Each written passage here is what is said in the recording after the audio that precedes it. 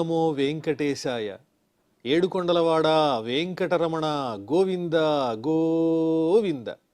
శ్రీ శ్రీనివాస శ్రీ వెంకటేశ గోవింద గోవింద.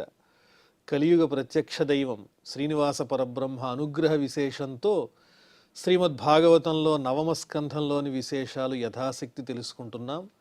నారాయణం నమస్కృత్య నరం చైవ నరోత్తమం దేవీం సరస్వతీం వ్యాసం తతో జయముదీరయేత్. సుఖయోగీంద్రుల వారు పరీక్షిన్ మహారాజునకు వృష్ణి అంధక వంశాల గురించి వర్ణించి చెబుతూ వసుదేవుల వారి యొక్క వివరాలు అందిస్తూ ఉన్నారు. వసుదేవునకు చాలామంది సోదరులు ఉన్నారు. సూర్యుని కుమారుడు వసుదేవుడు. ఆ వసుదేవుని సోదరులు చాలామంది ఉన్నారు. వాళ్ళ సంతానాల గురించి వర్ణించి చెబుతూ ఉన్నారు. సుమిత్రార్జున పాలాదీన్ శమీకాత్తు సుదామిని కంకశ్చ కర్ణికాయాం వై అరతధామ జయావపి. వసుదేవుని సోదరుల్లో శమీకుడు అనే పేరు కలిగినటువంటి సోదరుడున్నాడు. ఆయనకు సుదామిని అనే ఆయన పత్ని యందు సుమిత్రుడు, అర్జునపాలుడు మొదలైన సంతానం కలిగారు. అదేవిధంగా వసుదేవునకు మరొక సోదరుడు, ఆయన పేరు కంకుడు అనేవారు ఉన్నారు. ఆ కంకుని భార్య కర్ణిక. ఆ కర్ణిక అనే పేరు కలిగినటువంటి పత్ని యందు ఋతుధాముడు, జయుడు అనేటువంటి సంతానం కలిగారని చెప్పి పౌరవి, రోహిణి, భద్ర, మదిర, రోచన ఇలా దేవకీ ప్రముఖాశ్చాసన్ పత్న్య ఆనక దుందుభే.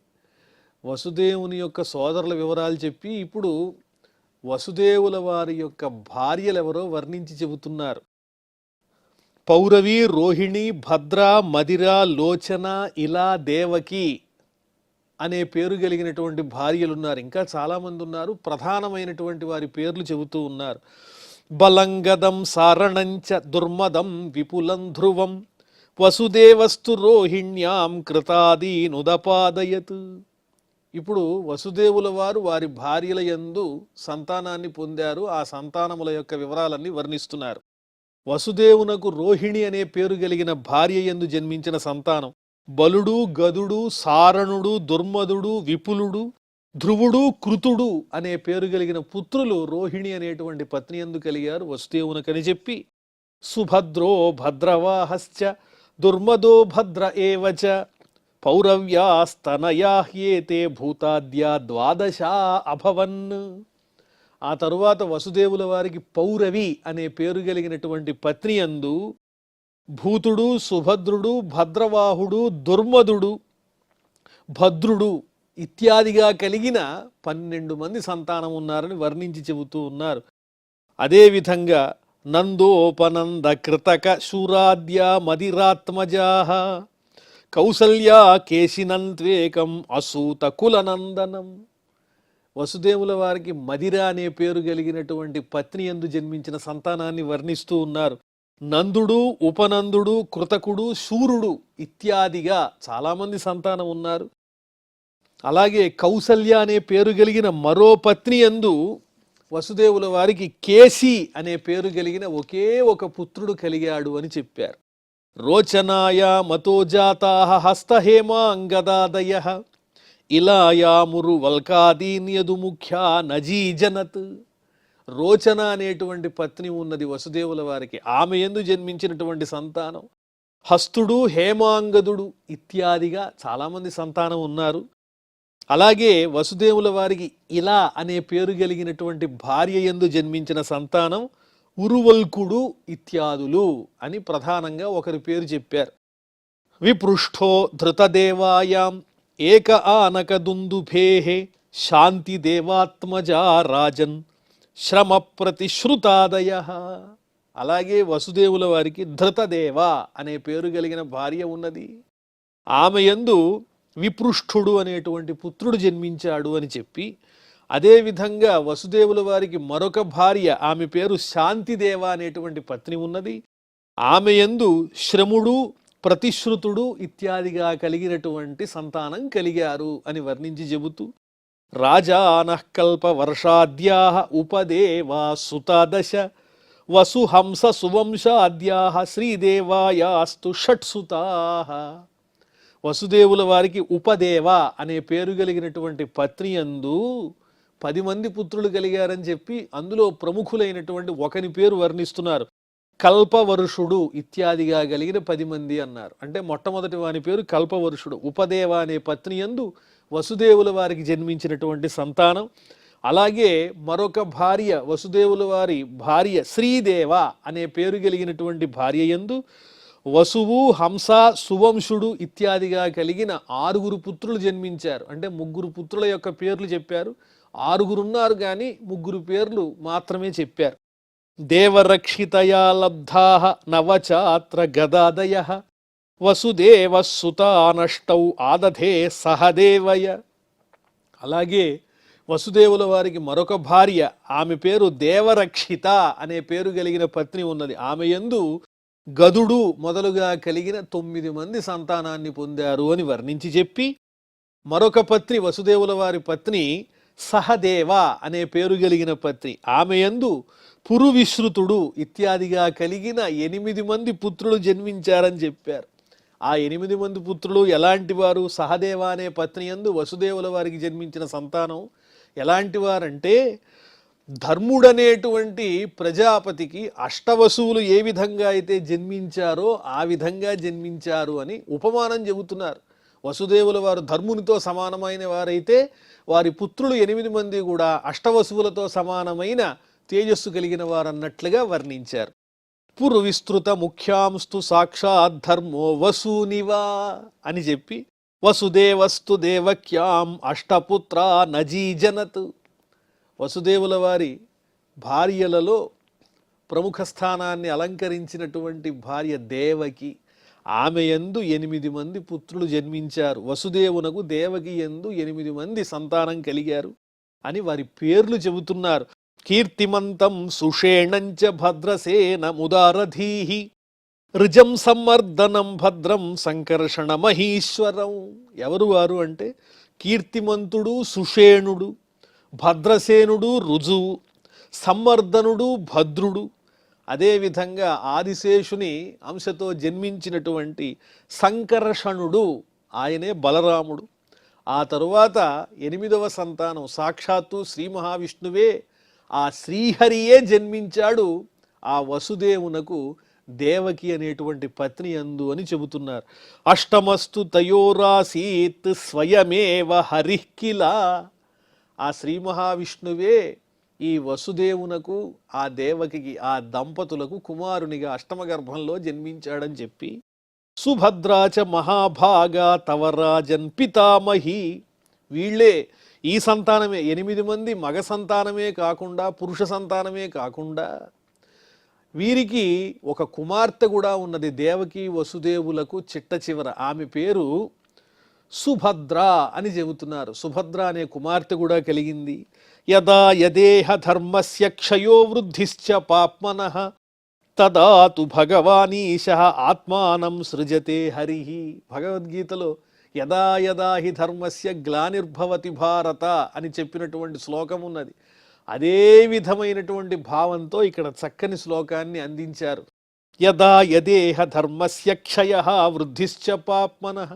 ఎప్పుడెప్పుడైతే ఈ భూమి మీద ధర్మం అనేది నశించిపోతూ పాపం అనేది పెరిగిపోతూ ఉంటుందో అప్పుడు సాక్షాత్తు ఆ శ్రీ మహావిష్ణువు పరమాత్మ తాను అవతరిస్తాడు మానవ రూపంలో అని వర్ణించి చెబుతూ, ఆత్మానం సృజతే హరిః. తనని తాను ఈ భూమి మీద తన మాయతోనే ఒక చక్కని మానవ రూపాన్ని ధరించి అవతరిస్తాడు. దేనికోసం అంటే ధర్మాన్ని రక్షించటానికి, పాపాన్ని అధర్మాన్ని నశింపజేయటానికి. నహ్యస్య జన్మనో హేతుః కర్మణో వా మహీపతే ఆత్మమాయాం వినేశస్య పరస్య ద్రష్టురాత్మనః. స్వామి జన్మించటం ఏమిటండి? శ్రీ మహావిష్ణువు మానవ రూపంలో జన్మించటం ఏమిటంటే దానికి ఒక కారణం ఉంటుందా? అది ఆయన మాయావిలాసం, లీలా విశేషం. ఆయన అనుకున్నాడు అలా జన్మిస్తూ ఉంటాడు, అవతరిస్తూ ఉంటాడు. ఆయన చేష్టలు కానీ పుట్టుక కానీ ఇదంతా ఆ శ్రీహరి మాయావిలాసమే అని చెబుతున్నారు సుఖయోగీంద్రుల వారు. సకల ప్రాణులలో ఆత్మస్వరూపుడై నిలిచి ఉండేటువంటి వాడు అలాగే ఈ ప్రకృతికి అతీతమైనటువంటి రూపం కలిగినటువంటి వాడు పరస్య, అన్నిటికన్నా అతీతమై ఉండేవాడు. మళ్ళీ అదే ప్రకృతిలో తన మాయా విశేషంతో ఒక రూపాన్ని ధరించి అవతరిస్తూ ఉంటాడు దుష్ట శిక్షణ కోసం అన్నట్లుగా. కానీ ఇదంతా కూడా ఆయన లీలా మాత్రమే. యన్మాయా చేష్టితం పుంసః స్థిత్యుత్పత్త్యప్యయాయ హి అనుగ్రహస్తన్నివృత్తే ఆత్మలాభాయ చేష్యతే. సృష్టి, స్థితి, లయము ఈ మూడు కూడా ఆ పరమాత్ముని యొక్క మాయా విలాసం తప్ప వేరొకటి కాదు. అనుగ్రహస్తన్నివృత్తే ఆత్మలాభాయ చేష్యతే. మరి ఆ స్వామి అనుగ్రహం సంపాదించాలన్నా కూడా ఆయన అనుకోవాలి. ఆయన అనుకుంటేనే ఆ స్వామి యొక్క అనుగ్రహం మనకి లభిస్తుంది. ఆయన అనుగ్రహం లభిస్తే ఏం జరుగుతుంది అంటే నివృత్తి. నివృత్తి అంటే మరలా పుట్టటం, మరలా మరణించటం అనేటువంటి ఆవృత్తి ఏదైతే ఉందో ఈ సంసారం నుంచి పక్కకి తప్పుకుని పరమాత్మను సాధించేటువంటి చక్కని అవకాశం లభిస్తుంది. అది ఇవ్వగలిగినటువంటి వాడు ఆ శ్రీ మహావిష్ణువు పరమాత్ముడు. ఆత్మలాభాయ చేష్యతే. ఆత్మలాభము అంటే నిజమైనటువంటి తత్వజ్ఞానము కలగటం, ఆ పరమాత్ముని పొందేటువంటి చక్కని అవకాశాన్ని పొందడమే, అదే లాభము. ఇవన్నీ కలిగించటానికే ఏ విధంగానైతే ఆయన అవతరించి దుష్ట శిక్షణ చేస్తూ ఉంటాడో అలాగే శిష్టులైనటువంటి తన భక్తుల్ని కూడా రక్షించి తన సన్నిధికి రప్పించుకోవటానికి కూడా ఇలాంటి చక్కని అవతారాలు ధరిస్తూ ఉంటాడు ఆ పరమాత్ముడు భక్త రక్షణ కోసం అని చెబుతూ ఉన్నారు. అక్షౌహిణీనాం పతిభిః అసురైః నృపలాంఛనైః భువ ఆక్రమ్యమాణాయాః అభారాయ కృతోద్యమః.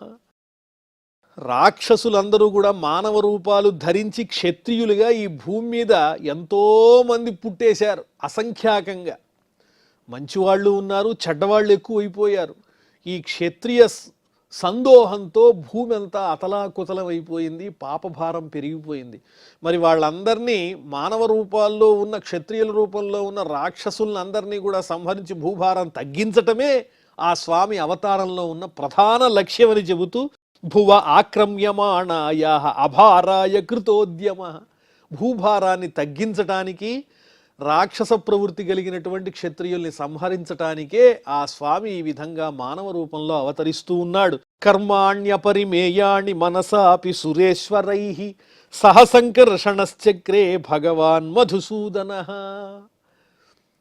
మానవులెవరూ సాధించలేనటువంటి అతిమానుషమైనటువంటి కార్యములన్నింటినీ కూడా ఆ శ్రీకృష్ణునిగా అవతరించినటువంటి శ్రీ మహావిష్ణువు సాధించారు. అటువంటి కార్యములను దేవతలు సహితము కూడా చెయ్యలేరు, ఇంద్రాది దేవతలు కూడా సాధించలేరు. సోదరునిగా సంకర్షణుల వారు ఆదిశేషుని అవతారంతో బలరాముడు అవతరిస్తే తన సోదరునిగా ఉన్నటువంటి బలరామునితో కలిసి ఎన్నో ఘనకార్యములు సాధించారని చెబుతున్నారు.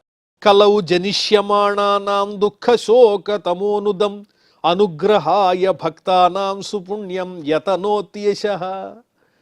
రాబోయేటువంటి కలియుగంలో జన్మించబోయేటువంటి మానవులకు సంబంధించిన దుఃఖాలు శోకాలు పోవటానికి కూడా ఆ భక్తులను కలియుగంలో రాబోయే తన భక్తుల్ని అనుగ్రహించటానికి కూడా ఇప్పుడు ఈ ద్వాపర యుగంలో ఈ స్వామి శ్రీకృష్ణునిగా అవతరిస్తున్నారని చెబుతున్నారు.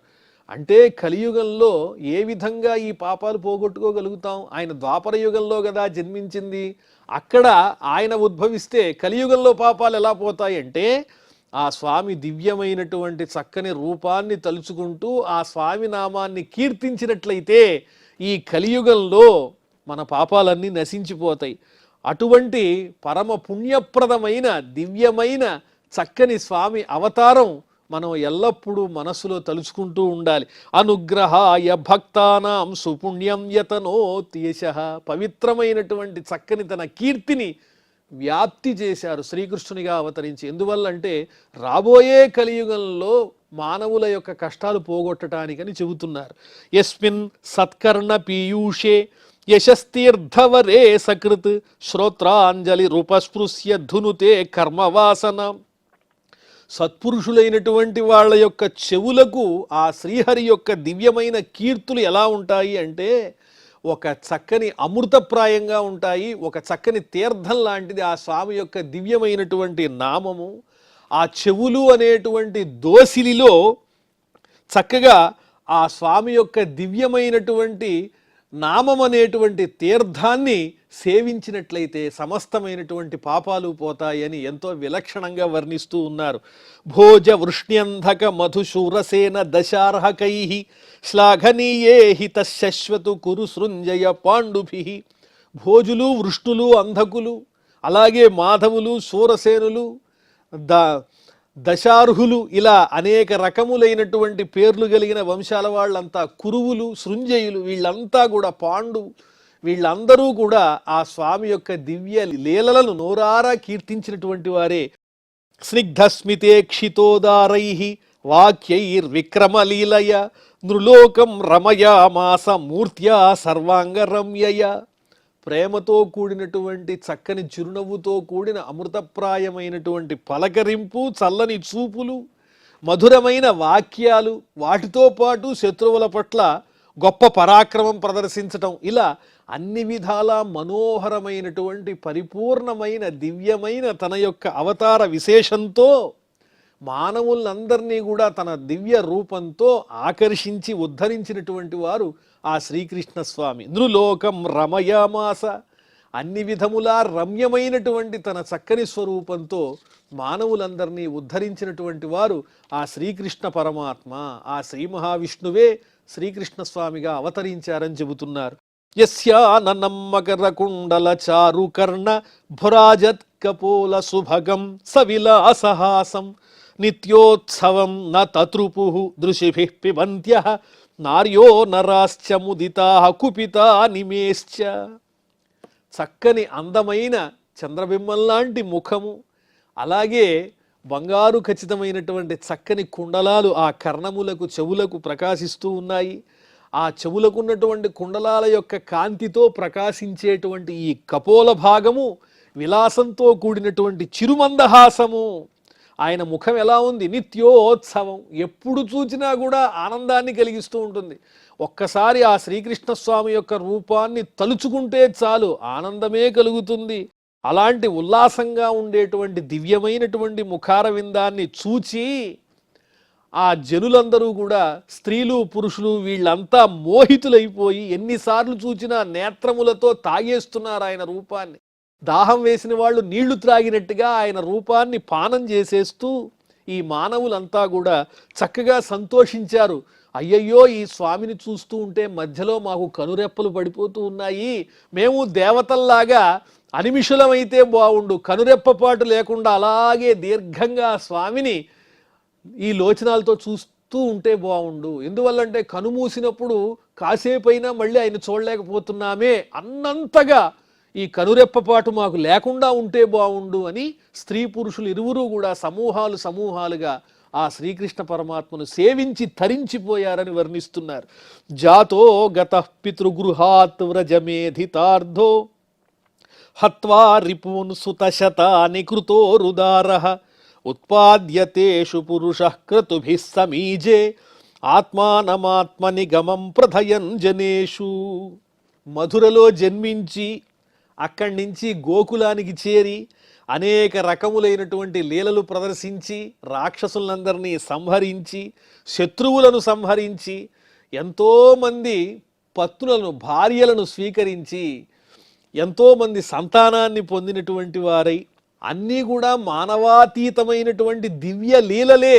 శ్రీకృష్ణుడు అంటే సాక్షాత్తు శ్రీ మహావిష్ణువే ఈయన అని తెలియజేసేవిగా స్పష్టంగా తానే పరమాత్మ అని అందరికీ తెలియజేస్తూ విశేషమైనటువంటి లీలలను ప్రదర్శిస్తూ అనేక రకములైన యజ్ఞయాగాదులు కూడా చేశారు ఆ స్వామి. దేనికోసం అంటే మానవునిగా జన్మించాను కాబట్టి ఇవి కూడా ఆచరించాలి. ఉత్పాద్యతేషు పురుషః క్రతుభిః సమీజే ఆత్మానమాత్మ నిగమం ప్రథయన్ జనేషు. చక్కని భక్తి మార్గం అంటే ఏంటి, ఏ విధంగా మనం ఈ కర్మలు ఆచరించాలి, అవి కూడా ప్రజలందరికీ నేర్పే విధంగా ఆ వేద మార్గాన్ని నిరూపిస్తూ చక్కని ఉపదేశములను ఇస్తూ ఆ స్వామి ప్రజలలో తాను అవతరించి అతిమానుషమైనటువంటి ఎన్నో లీలలను ఆచరించారు అని వర్ణిస్తూ ఉన్నారు.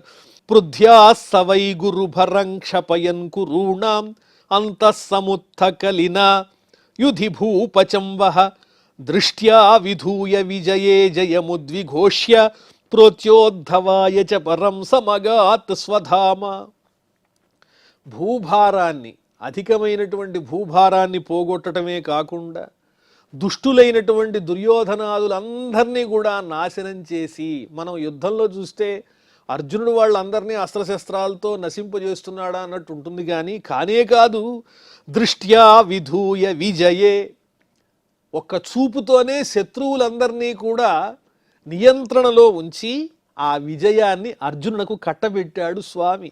విజయే జయముద్విఘోష్య, అర్జునుడే ఇదంతా చేశాడు అన్నట్లుగా అందరికీ ప్రకటిస్తూ, తాను మాత్రం భక్తవత్సలుడై తానే ఆ యుద్ధాన్నంతా కూడా నిర్వహించి, ఒక కలహం ఏదైతే పుట్టిందో కురువంశీయులలో, ఆ కలహాన్ని ఆధారంగా చేసుకుని దుష్టులైనటువంటి రాజులందరినీ సంహరించారు, సైన్యాన్నంతా నాశనం చేశారు తన కంటి చూపుతోనే ఆ పరమాత్మ.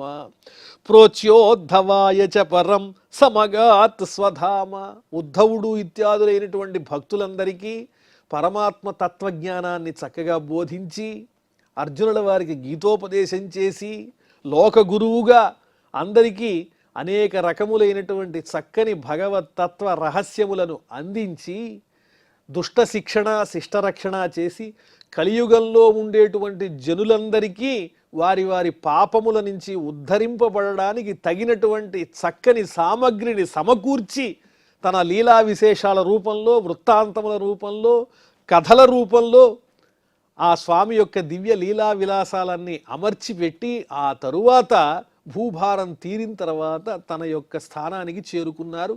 ఆ శ్రీ మహావిష్ణువుగా వైకుంఠానికి చేరుకున్నారు శ్రీకృష్ణ పరమాత్మ అని సుఖయోగీంద్రుల వారు పరీక్షిన్ మహారాజునకు శ్రీకృష్ణ పరమాత్మ అవతారం వరకు చెబుతూ ఉన్నారు. ఇలాంటి విశేషాలు ఎన్నో ఉన్నాయి. ఈనాటికి మనం ఈ నవమ స్కంధాన్ని సంపూర్ణం చేసుకోగలిగాం యథాశక్తి. ఆ తరువాత దశమ స్కంధంలో మనం ప్రవేశించబోతూ ఉన్నాము. ముఖ్యంగా ఈ నవమ స్కంధంలో వర్ణింపబడినటువంటి విశేషాలు సూర్యవంశం, అలాగే చంద్రవంశం, అందులో ఉత్పన్నులైనటువంటి ఆ మహారాజుల యొక్క దివ్యమైనటువంటి వంశవృక్షాలన్నీ చక్కగా వర్ణించుకుంటూ వచ్చారు.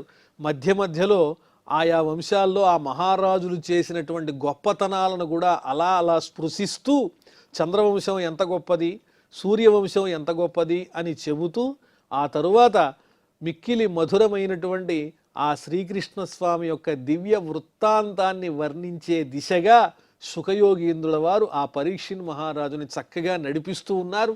ఆ విశేషాలన్నీ మనం చక్కగా తెలుసుకుందాం. ఇప్పుడు మనం క్షమా ప్రార్థనాదులతో ఈ కార్యక్రమాన్ని పరిసమాప్తం చేసుకుందాం. అథ క్షమా ప్రార్థన. యదక్షరపదభ్రష్టం మాత్రాహీనంచ యద్భవేత్ తత్సర్వం క్షమ్యతాం దేవ నారాయణ నమోస్తుతే. శ్రియఃకాంతాయ కళ్యాణ నిధయే నిధయేర్థినాం శ్రీవేంకట నివాసాయ శ్రీనివాసాయ మంగళం.